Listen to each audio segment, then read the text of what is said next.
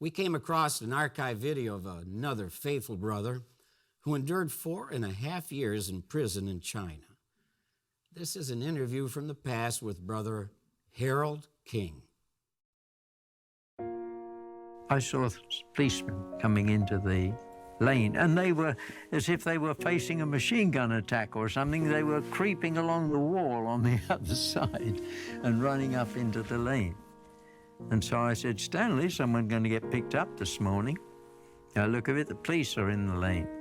Because we've been seeing this quite often. They were picking up people all over the city. So what we did, we were just going to get on with our breakfast anyway when bang, bang, bang on our back door. And I said, Stanley, it's us. They're after us this morning. But they couldn't find anything. They did take the files because we'd hidden nothing. And the thing is, we didn't have to worry too much because they had a spy in the congregation that gave them all the information they wanted before they came and arrested us. That fellow was originally my Bible study when he was a university student. I thought, what a dirty little rotter that fellow's turned out to be. And I looked straight at his face, and he wouldn't look at mine. He hung his head. The magistrate says, what? Do you know this man? And he said, yes, he was my teacher. What did he teach you? He taught me that the Chinese people's government was of the devil and that it was going to be destroyed and all who support it would be destroyed along with it. So he said to me, is that what you taught him? I said, well, I'd like to qualify that. I sat there on the floor. I had no bed. I had no chair. I'd only got a concrete floor. I'd got a room 4.5 by 9, and all there was in the corner was a bucket like that, a wooden bucket at that, with the bands around it. That was my restroom. And the situation was the cell was full of vermin. It got bugs, bed bugs, crawling in there, and I was bitten all over. I hadn't had any food since that breakfast, and here it was now. I wasn't going to get any that night. I used my time in the cell. I wasn't going to sit there on the floor full of self-pity. I was going to go preaching. If they wouldn't let me do anything, I could do something. I could practice my presentations. So each corner of the cell became a door, and I would start off and go to this door and witness. And I made it quite real from experiences that I had. Not every corner was interested. This one was very interested, and this one turned out to be a return visit and a Bible study, and I got a Bible study going. I didn't turn in a field service report, but it kept my mind on the scriptures, and I had no other way of doing that. I could have compromised. They told me, you see, they wouldn't let me cut my hair, they wouldn't let me shave, they wouldn't let me pare my nails, and I couldn't get proper exercise, and they kept saying, if you will only confess that you're spies. No, that would be betrayal. And that was the last thing I wanted to do. I had a lovely relationship with Jehovah God. I loved him very dearly. He was real. He wasn't fictitious. And the whole organization, the angels, and all the fine work of Paul, James, Peter, John, the earnestness with which they kept the work going, it was my privilege to do that now. And they were my examples, and I followed them. So never at any time did I think of trying to find an easy way out. Well, I prayed to Jehovah then, and I said, Jehovah, I want to be able to celebrate the memorial with my brothers outside. So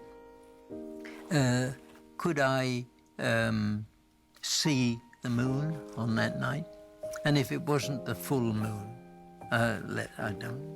don't let me see it. Well, there were cloudy nights and there were bright nights. But this particular night, on that first Nisan 14, there wasn't a question about it. It seemed almost as if Jehovah had polished up that moon. And then I gave the memorial talk to an imaginary Kingdom Hall full of brothers.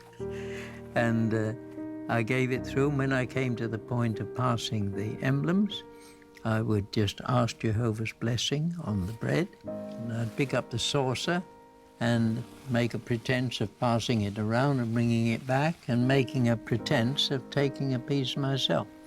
And then I'd put it down and I would ask Jehovah's blessing on the cup and do the same with my enamel mug and send that, and then come back and make the pretense of drinking it and pray Jehovah would accept that. I don't like the word depressed because I never was depressed, but there were days when I felt things could go a little better than they were going. So I thought something like this. Oh, come all you slaves of Jehovah on high, who've given your heart to your God, out to the work you've been given to do in the footsteps that Jesus Christ trod. And then that song came. And I used to get that, and the very fact of singing that song lifted me up out of the low spell.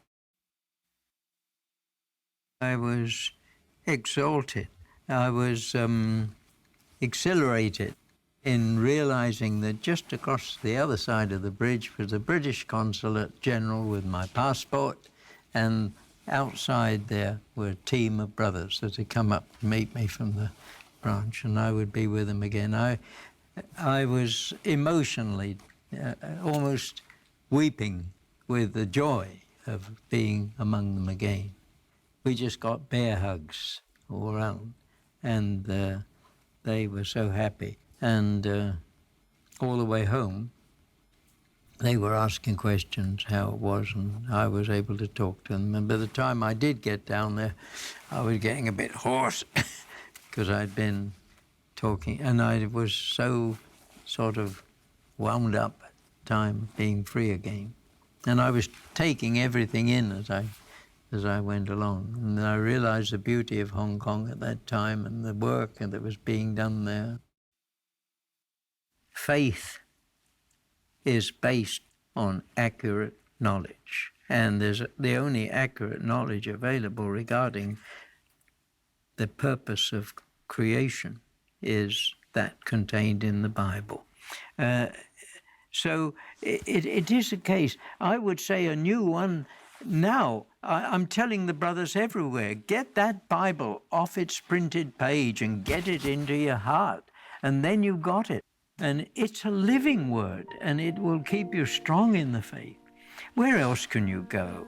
Look at the world, the state that it's in today. There's no haven anywhere in this world, but there's a wonderful haven among Jehovah's people. Brother King endured the persecution. He was later released, and since his death in January of 1993, we are confident he is ruling as a king with Jesus in heaven. Was his endurance worth the sacrifice? Absolutely.